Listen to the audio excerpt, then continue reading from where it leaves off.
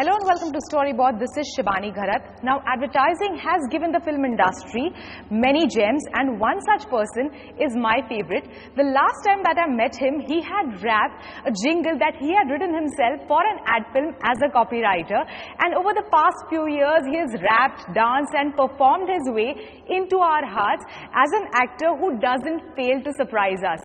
Ranveer Singh, welcome to the show. Namaskar. Thank you for having me. So now you're the ambassador. We meet again. Yes, we meet again.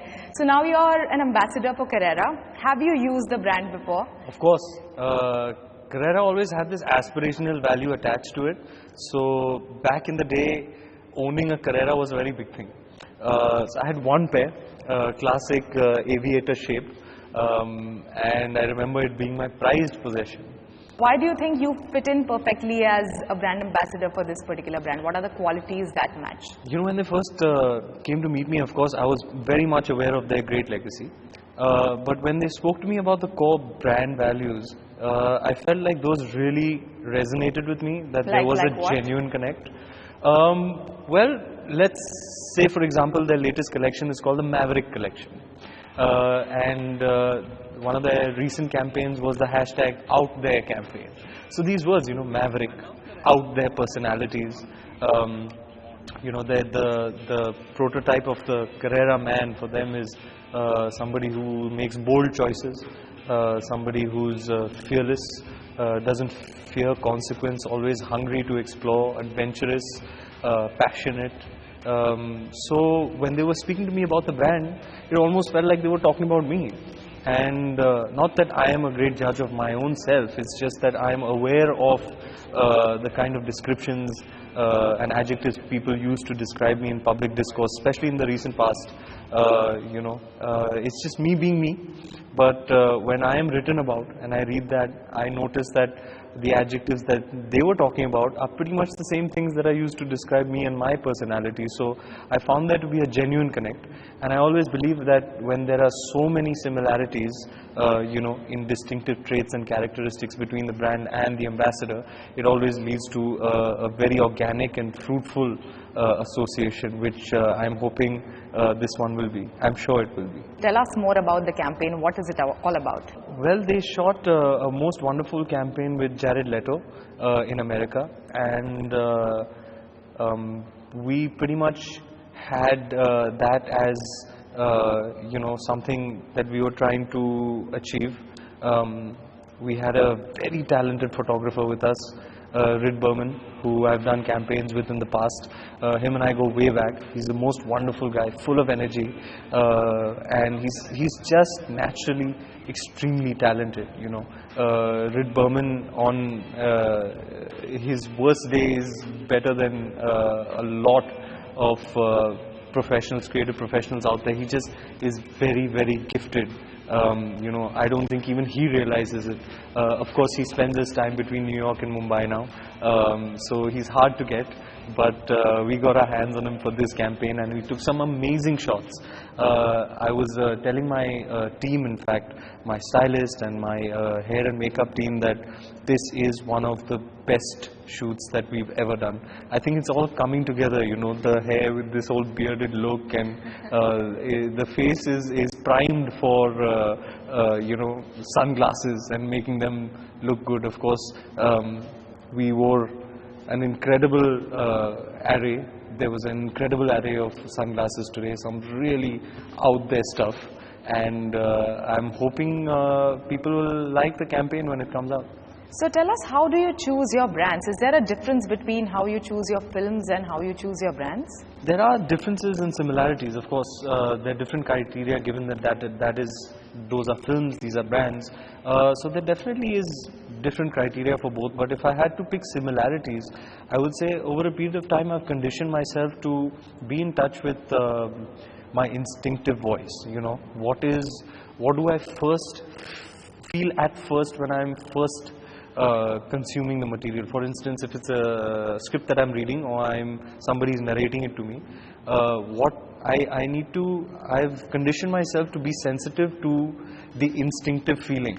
You know, what was my first reaction when I heard that? When the third act came in the film, was I moved Was I moved to tears? Did something happen to me? Was I laughing throughout? Did it evoke some sort of emotion? So it's, there and then. And it's pretty much the same for the brands as well.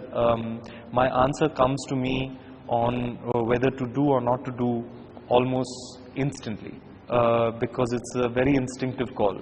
They say to go with your gut. That's precisely what I try and follow in choosing films and brands. Excellent. So you mentioned how, about your first reaction when you read a script. Do you see a difference between the audience for your cinema as compared to the target audience for the brand that you work with? That's an interesting question actually. In fact the largest chunk of the movie-going audience are now the youth. Invariably, I am approached for youth brands, youth-centric brands. Apparently, so they say, whenever they do come along and meet me, tell me that I have a great connect with the youth. So I think there's that similarity. There's also a sense that at the end of the day, it's a mass audience, people who watch films, people who watch television. I feel it's my responsibility to entertain them. So whatever message it is, a commercial message that I am putting across, it is my duty and responsibility as an entertainer to attach some entertainment value. It's not just keep it straight-laced and tell you stuff about the product and tell you that it's good and that I use it. But put this message across in a way that's entertaining. For instance, if an audience member, young or old, is watching television and the ad break comes along, let's say they're watching a one-day international match and there's an ad break, I could not live with the fact if mine was that annoying ad, that taxes them whenever it comes along. In fact, there are some ads, in my experience of watching television and one-day internationals, I wait for the ad break so I can see that ad again because there was something about it, something amusing, something entertaining. Maybe the track I liked, or it was funny or something. So I always try and put stuff out there that has some entertainment value along with the commercial message that's being put across. So yeah, and I mean, being a part of mainstream films, that's your constant endeavor, to try and entertain a mass audience. So that is something I also try and do when I do ads, is entertain the audience whilst giving them that commercial message. Since you have been a copywriter yourself, has it happened to you at some point in time where you look at the script for an ad film and you're like, hey, I could say it in this way in a much better manner? So have you given your feedback, inputs, and how involved are you in your ad films? I'm definitely a little bit more involved than my peers, I've noticed. Most of them look upon their advertising equity very differently. I've heard of instances where they land up on the day of shoot, they'll be like, oh, what are we selling today? Oh, who's the director? Oh, this, okay. But I'm very involved, I'm very hands-on.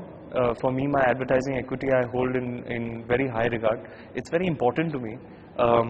Being a copywriter, I want my ad equity to be good, to be solid, full of entertaining, unique, distinctive ads. I look upon it as an opportunity to sort of explore my own creativity. So whenever my creativity is invited, I'm more than happy to give it. There are many instances where some of the creatives sometimes were not working for me. I said, I would like to pass because the creatives aren't working. They're like, okay, why don't you tell us what you want to do? And I'm more than happy to collaborate, Many instances that's happened. It happened when, during the time of Durex, my first ever endorsement, during Ching's, during Rupa, Jack and Jones. So there are many instances where I work in very very closely with the creative team, and we collaborate and come up with the creative. So it's something I really enjoy.